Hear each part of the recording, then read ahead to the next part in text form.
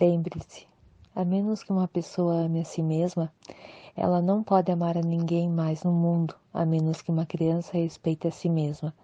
Não pode respeitar a ninguém mais. É por isso que todo o seu amor é falso, e todo o seu respeito é pseudo, é fingido. Você não respeita a si próprio, como pode respeitar alguém? A mesmo que o seu amor por si mesmo nasça de dentro de seu ser, ele não se irradiará para os outros. Primeiro você deve se tornar uma luz em si mesmo, então sua luz se espalhará, alcançará os outros. Era dia de exame na escola e um professor mal-humorado estava questionando um menino sobre o seu conhecimento de plantas e flores. O menino foi incapaz de dar uma resposta correta. Frustrado, o professor voltou-se para seu assistente e gritou: "Vá e traga-me um punhado de feno." Enquanto o assistente estava saindo, o menino bradou: "E para mim, traga apenas uma xícara de café, por favor." Um polaco estava dirigindo em uma estrada do interior quando seu carro quebrou. Enquanto estava consertando o carro, um menino se aproximou e perguntou: "O que é isso?" "É um macaco", disse o polaco. "Meu pai tem 2 desses", disse o menino. Um minuto mais tarde, ele perguntou novamente: "O que é isto?" "É uma lanterna." "O meu pai tem 2 dessas também." "E aquilo é uma chave inglesa?" "Sim", disse o homem com irritação. "Meu pai tem 2 delas." Esse tipo de conversa prosseguiu por algum tempo. Finalmente o concerto estava feito e o polaco se levantou e foi urinar ao lado da estrada. Enquanto estava urinando, apontou para sua máquina reprodutora e perguntou: "O seu pai também tem 2 desses?" "Claro que não", disse o garoto. "Mas ele tem um que é 2 vezes maior." As crianças são imensamente inteligentes, apenas precisam de uma chance. Elas precisam de oportunidades para crescer, de um clima adequado. Toda criança nasce com um potencial de iluminação,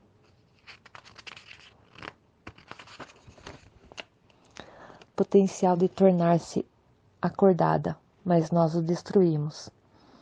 Essa tem sido a maior calamidade de toda a história do homem.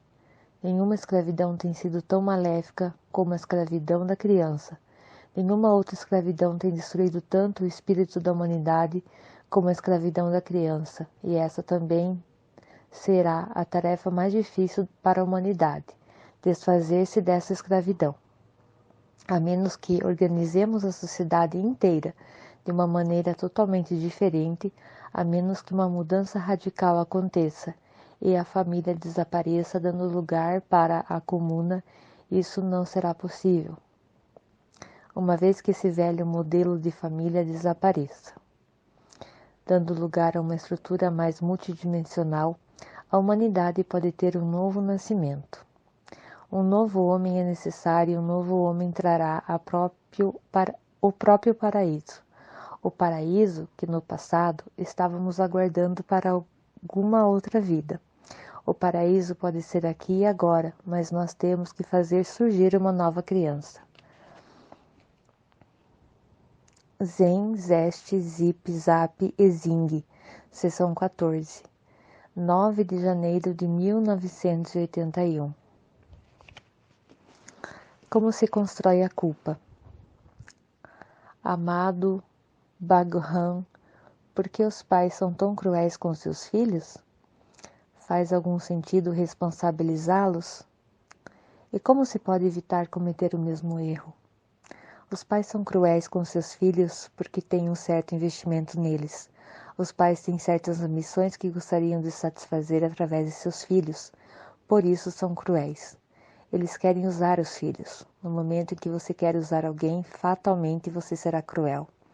A própria ideia de usar alguém como um meio está permeada de crueldade, de violência.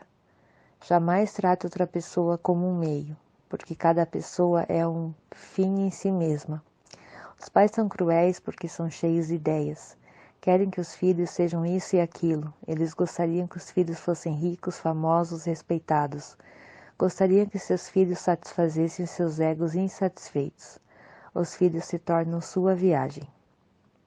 O pai queria ser rico, mas não teve sucesso, e agora a morte está se aproximando. Mais cedo ou mais tarde, será eliminado da vida. Ele sente-se frustrado, ainda não alcançou o objetivo. Ele ainda estava tentando, buscando, e agora vem a morte. Isso parece tão injusto. Ele gostaria que o filho progredisse com o trabalho, porque o filho o representa. Ele é seu sangue, sua projeção, uma parte dele. É sua imortalidade. Quem conhece a alma? Ninguém a conhece com certeza. As pessoas acreditam, mas a crença nasce do medo, no fundo a dívida permanece.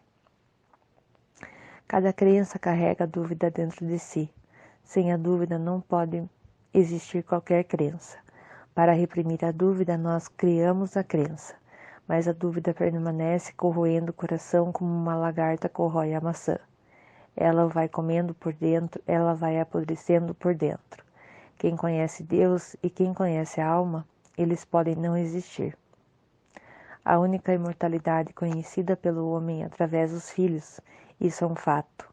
O pai sabe, eu estarei vivendo em meu filho. Eu estarei morto, em breve estarei sobre a terra, mas meu filho estará aqui. E meus desejos permaneceram insatisfeitos. Ele impõe seus desejos, implanta esses desejos no inconsciente do filho. Você tem que satisfazê-los. Se você os satisfazer, eu ficarei feliz. Se você os satisfazer, você estará pagando suas dívidas para com o seu pai. Se você não o satisfazer, você estará me traindo. É por aí que a crueldade entra. Agora o pai começa a moldar a criança de acordo com o seu desejo. Ele esquece que a criança tem sua própria alma, que a criança tem sua própria individualidade, que a criança tem seu próprio desenvolvimento interior que deve desabrochar. O pai impõe suas ideias. Ele começa a destruir a criança. E ele pensa que a ama, que ama somente a própria ambição. Ele ama o filho porque este vai se tornar um instrumento. O pai vai ser um meio. Isso é crueldade. Você me pergunta, por que os pais são tão cruéis com seus filhos? Eles não podem mudar isso porque têm ideias, ambições e desejos insatisfeitos. Eles querem satisfazê-los, querem continuar a viver através dos filhos. Naturalmente eles podam, eles cortam, eles moldam, eles dão um padrão para a criança, e as crianças são destruídas. Essa destruição, fatalmente, acontece, a menos que um novo ser humano que ame por amar surja sobre a terra, a menos que uma nova paternidade em que você ama a criança pela simples alegria de amar, em que você ama a criança como uma dádiva de Deus seja concebida. Você ama a criança porque Deus foi uma tamanha bênção para você. Você ama a criança porque a criança é vida, um convidado que veio do desconhecido e que se animou em seu lar, em seu ser, que o escolheu como um ninho. Você está grato e você ama a criança. Se você realmente ama a criança, não dará as suas ideias para a criança. O amor jamais dá qualquer ideia, jamais dá qualquer ideologia. O amor dá liberdade. Você não o mudará. Se o filho quiser se tornar um músico, você não tentará dissuadi-lo.